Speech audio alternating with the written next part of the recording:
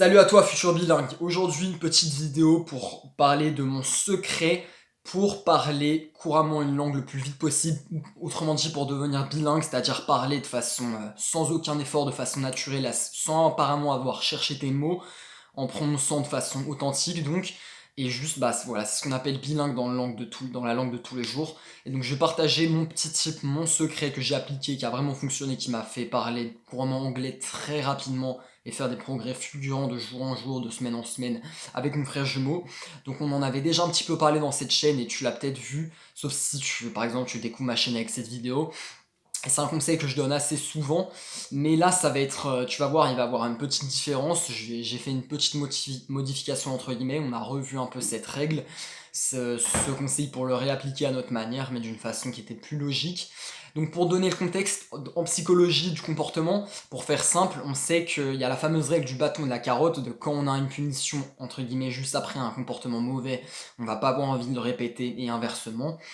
Et donc là, ici, l'idée, la règle, enfin la meilleure façon d'apprendre à parler couramment la langue, c'est juste de pratiquer. Et par exemple, avec un ami qui est très motivé pour apprendre la langue, par exemple l'anglais, imaginons que tu es français et que tu vas apprendre l'anglais, et bien de parler, et décider que tu parles que en anglais avec lui, c'est extrêmement efficace. Et tu peux aussi décider une variante, c'est de parler anglais que un jour de la semaine que tu définis, que mardi par exemple, ou alors que de midi à 3 heures de l'après-midi, enfin tu trouves une règle comme ça. Et l'idée c'est que dès que tu parles français ou par inadvertance, tu arrêtes tu casses la règle, tu fais un squat. Vraiment, c'est ça le type de cette vidéo, ça peut paraître teubé, mais tu te mets comme ça en position. Bon là j'ai la flemme de le faire parce que je suis sur la chaise et tout, mais tu te mets en position, tu descends tes jambes jusqu'à ce que ce soit parallèle au sol au moins, donc hop, là on imagine ça c'est ton genou, tu descends comme ça, boum, jusqu'à ce soit plus que perpendiculaire, et hop, tu remontes comme ça avec ton corps. Et en fait, ça peut paraître un peu ridicule dit comme ça, tu peux avoir l'air d'un uluberlus si tu le fais en public, c'est justement pour ça que c'est un peu une punition entre guillemets bonne, efficace, c'est que t'as pas envie de le faire surtout si t'es en public, et donc tu vas avoir envie vraiment de parler anglais et faire attention à pas parler français, même si t'as la flemme ou qu'il y a un mot que tu sais pas dire en anglais,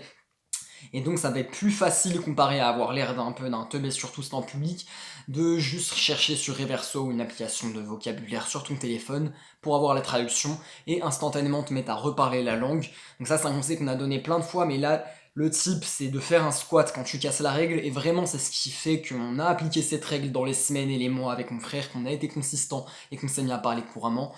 Et on avait déjà fait une vidéo en recommandant non pas de faire un squat mais une pompe, mais en fait c'est tellement entre guillemets encore pire une pompe, c'est assez extrême, et je pense que soit tu avais vu la vidéo et tu l'avais pas appliquée, ou il y a peu de chances que tu l'aies appliqué cette règle,